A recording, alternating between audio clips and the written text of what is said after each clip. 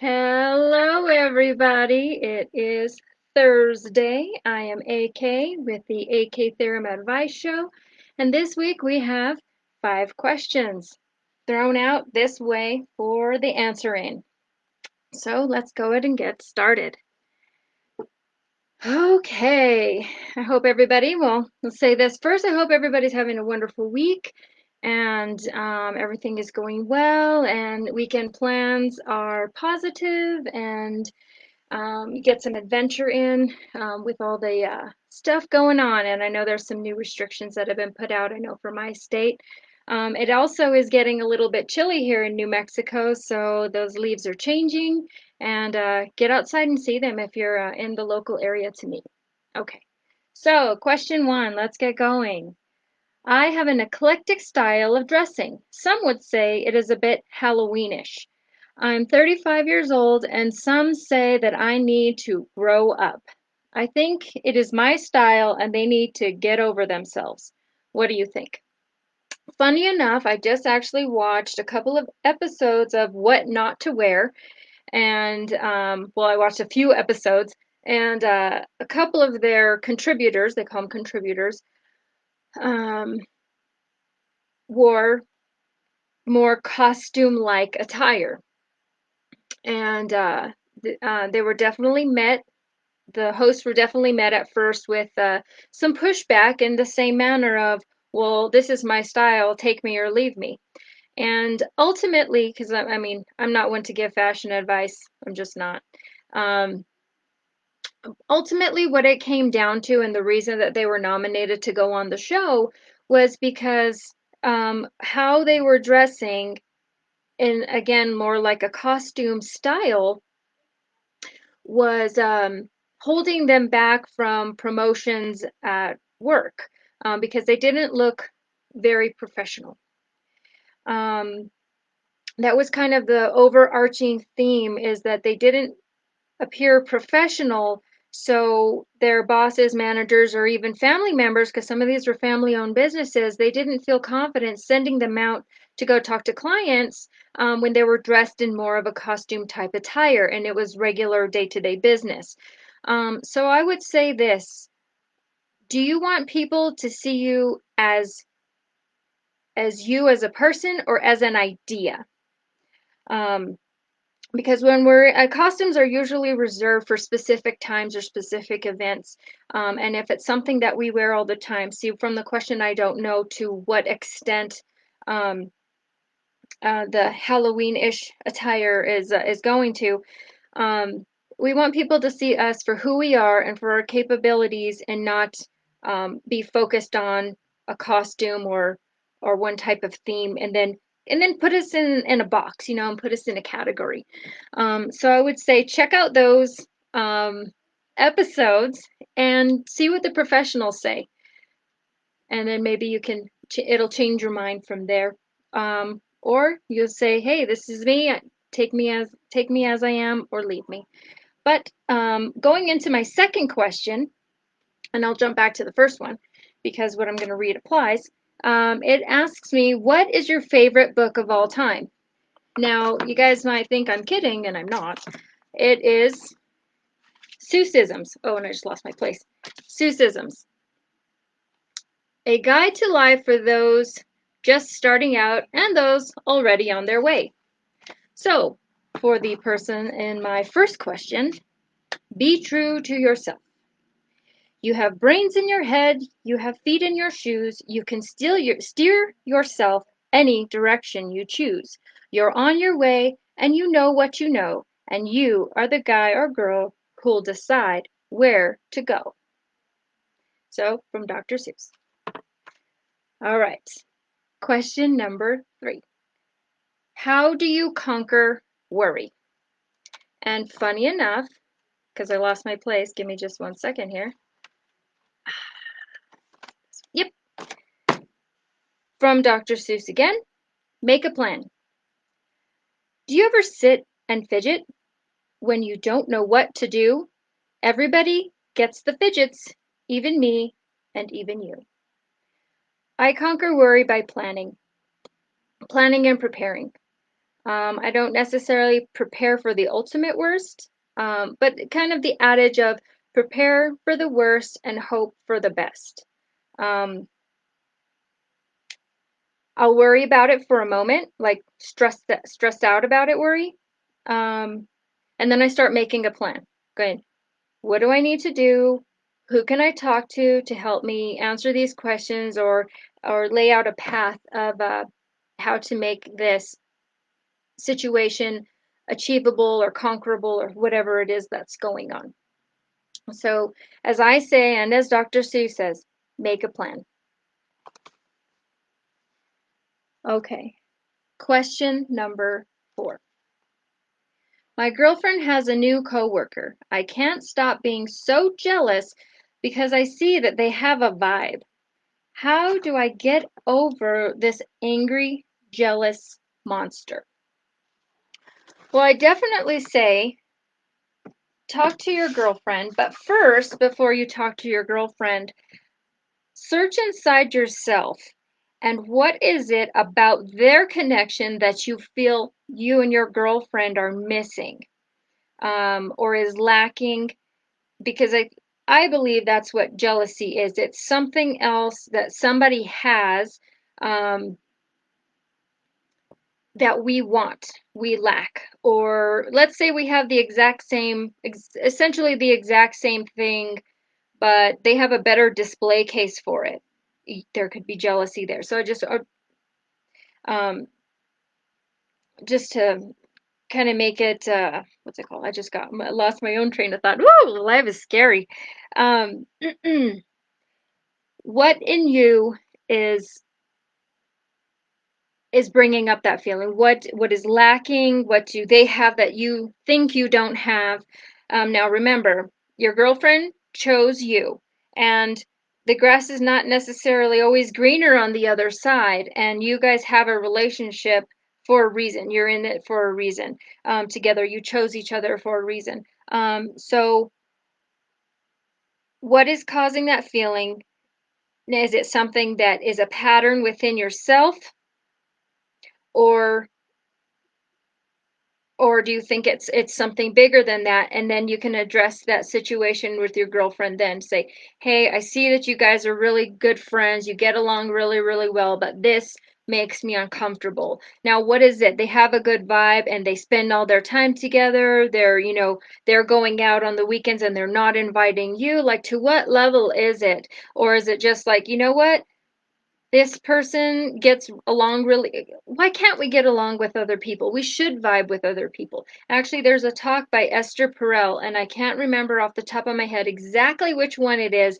It might even be called Rethinking Infidelity. And so the point in that particular talk of hers that I would want you to pay attention to is that nowadays we expect our partner to be everything for us. Um, they have to be our confidant, lover, coach. Like, they have to be every single aspect of a person, and what we need in our lives so we can feel fulfilled and safe and everything. And you know what? That's very exhausting when you think about it. So she goes more towards the adage of it takes a village. Usually we use that term when we're talking about raising kids. But in relationships, in our existence, it takes a village. We usually have, we have a friend that we would tell certain things to. We have a different confidence level with them. We have, people that we, go out and do certain fun things with, or, we should have different people in our lives that we can lean on, when we need something, want something, or they need us, and we're that thing for them. And I mean, who wants to just be like kept in this little box of, oh, well, I'm your everything and you're my everything and we don't need anybody else? No, people need people. People need community, and they should be able to have friends without us feeling jealous. Now, and the other part, the big part that I'm talking about with searching inside yourself, is there a feeling of needing control of, like, if I don't know everything that this person is doing or where they're at every second, am I now insecure within myself? Now, that is definitely has to be addressed by you, the person, because that is not healthy. It's not healthy bonding. And I would say that it would lead to the other person, your girlfriend, um, or the lover in, whomever situation it is, feeling suffocated. Um, because why can't we have friends? Why can't we talk to other people and go out and do fun things? And we don't always have to do everything together. And you would want your lover to be spending time with people that they vibe with and are good for them, right? You don't want people that are using them, and or whatever the case is. I'm just rambling now. I apologize. Search inside yourself. Is it a control thing? Is that what, does that control dictate your confidence in yourself and in your relationship? And once you can be honest with yourself in answering that, then bring it up to your lover, your girlfriend in this particular question. Um, and just let them know how you're feeling and what it is exactly that's happening that's making you jealous.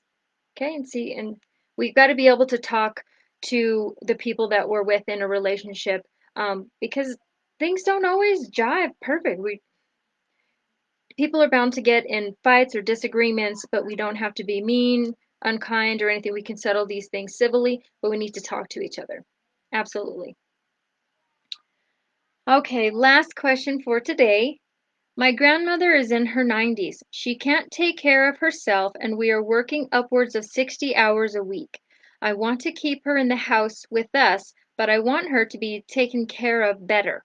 I hate the thought of putting her in a home, but I want her to be able to be around people her own age as well. I am so lost. Do you have any advice? Have you asked your grandmother what she wants to do? What does she want?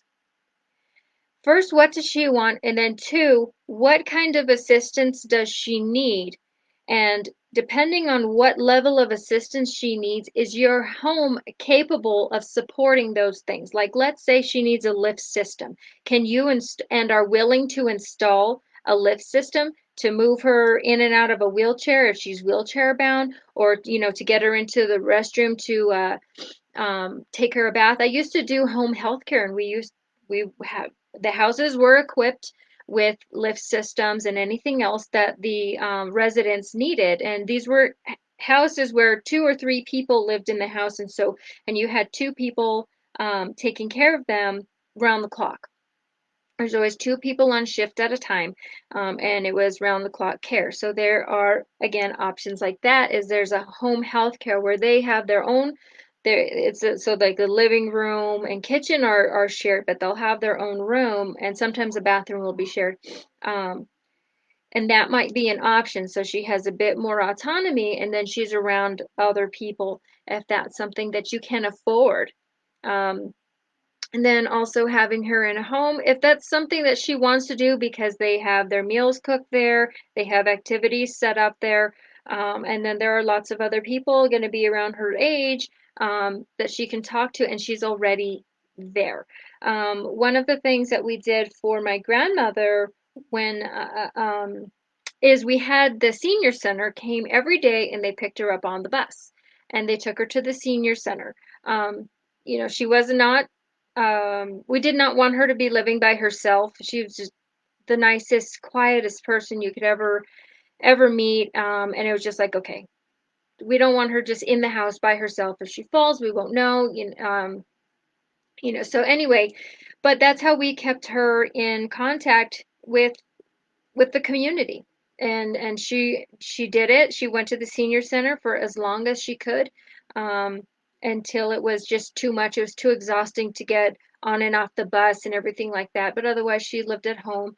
And when we needed to, we had nurses come to the house, and either or physical therapists, and assist her however she needed. But for us, she was able to be at home with us. She went to a senior center, and if we needed medical personnel, they were able to come into the house. Her insurance covered that, and we were able to afford that. And then again, there are more group home settings where you have 24-hour care. but there are less people, but they're not by themselves, and so they're fully equipped to transport and move folks however they need help.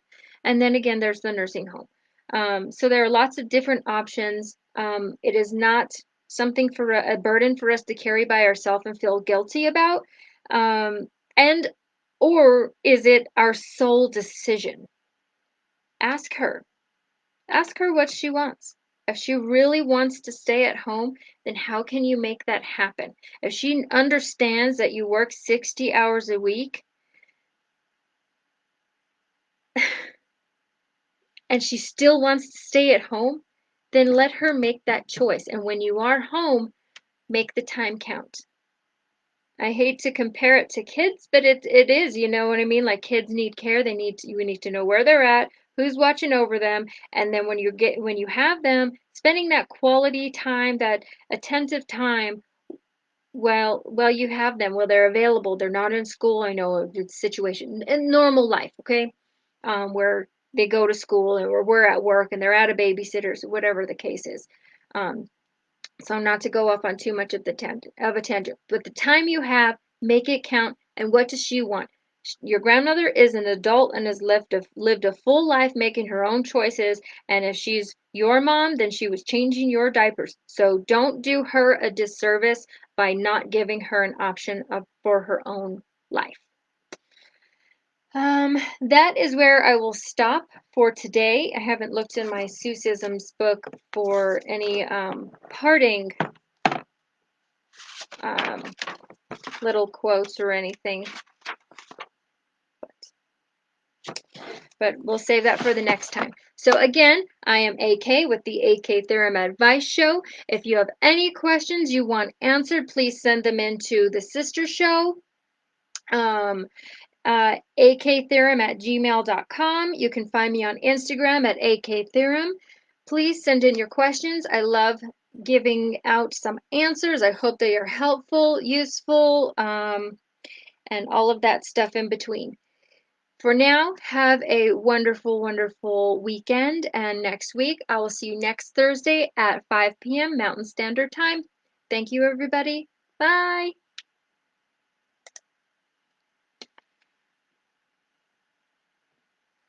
Work.